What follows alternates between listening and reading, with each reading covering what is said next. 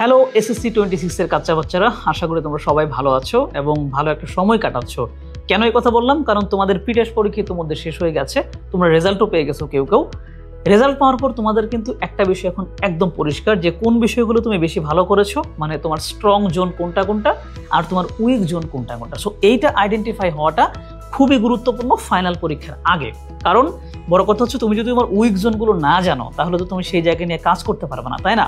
তো এই মোমেন্টটাতে যে সময় তুমি জানো তোমার স্ট্রং জোন এবং উইক জোন সম্পর্কে, এমন সময় আমি তোমাদের দুইটা পরামর্শ দেব। প্রথম পরামর্শটা হচ্ছে, আমি অনেক সময় তোমাদেরকে বলেছি যে শারীরিক সুস্থতার জন্য একটু খেলাধুলা করা প্রয়োজন, এদিক সেদিকে যাওয়া প্রয়োজন, বিভিন্ন মানুষের সাথে সম্পর্ক রাখা প্রয়োজন। তো এই ব্যাপারগুলো রক্ষা করতে গিয়ে, যেহেতু তুমি এখন পরীক্ষার খুব বেশি দূরে তুমি দাঁড়ায় নাই, এমন সময় খেলাধুলা করতে গিয়ে, চলাফেরা করতে গিয়ে এমন কিছুই করা যাবে না যার মাধ্যমে তুমি অসুস্থ হয়ে পড়ো, কিংবা যার মাধ্যমে তুমি শারীরিকভাবে অসুস্থ হয়ে পড়ো বা আহত হয়ে যাও। আমি একটা উদাহরণ দিই তোমাকে। আমি যখন ঢাকা বিশ্ববিদ্যালয়ে ভর্তি পরীক্ষা দেই, সেটা হচ্ছে 2015 সালের কথা। তো সেই সময় আমি ঢাকায় এসেছিলাম কোচিং করার জন্য, এবং ঢাকায় তো অনিয়ন্ত্রিত জীবন, রাস্তাঘাট থেকে শরবত খাইছি, বিভিন্ন ঝালমুড়ি খাইছি, অনেক কিছু খাইছি। তো আমি যখন ভর্তি পরীক্ষাটা যেদিন দিলাম, দেওয়ার পরে তার 3 দিন পর আমাদের রেজাল্ট দিছে, এবং রেজাল্টটা দেখলাম যে আমি চান্স পেয়ে গেছি। এরপর খুশিতে বাড়িতে গেছি।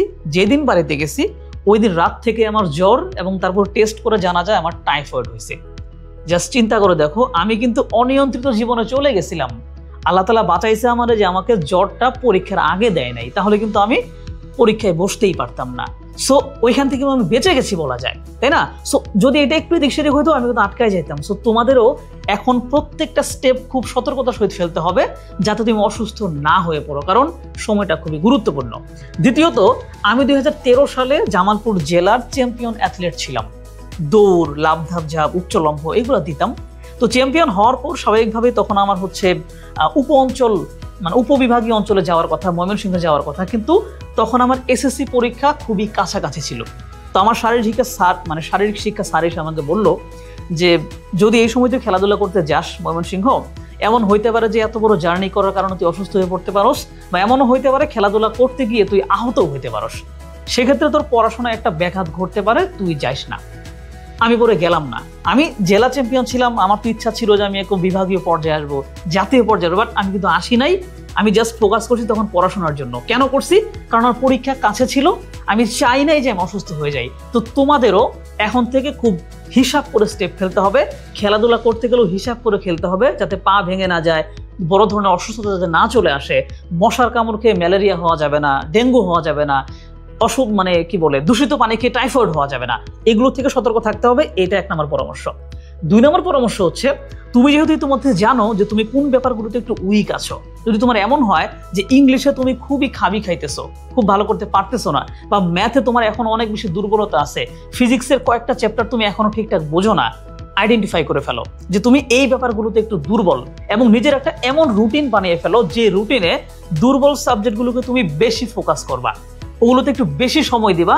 আর যেগুলো তুমি ইজিলি পেরে যাচ্ছ, যেই বইগুলো তুমি তোমাদের শেষ করে ফেলেছো, সেটা একদম দূরে ফেলে দিও না।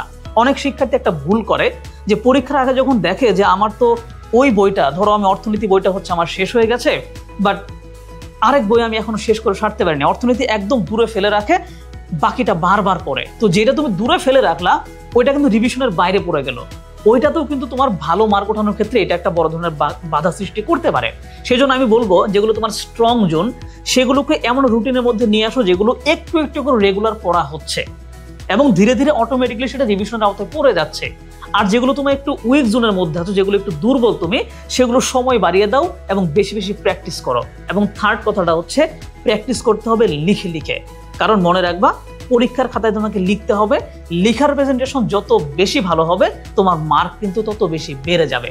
আর এই জায়গা থেকে তোমাকে বলবো, তুমি প্রত্যেকটা প্রশ্ন লিখে লিখে প্র্যাকটিস করবা, সময় ধরে ধরে লিখবা, এবং নিজে নিজে পরীক্ষা দেওয়ার চেষ্টা করবা। তো এটাই ছিল আমার এই সময়টা তোমাদের জন্য কিছু বিশেষ পরামর্শ। আশা করি এইটা একটু মেনে চলবা, কারণ সুস্থ থাকাটাও একটা বড় প্রিপারেশন।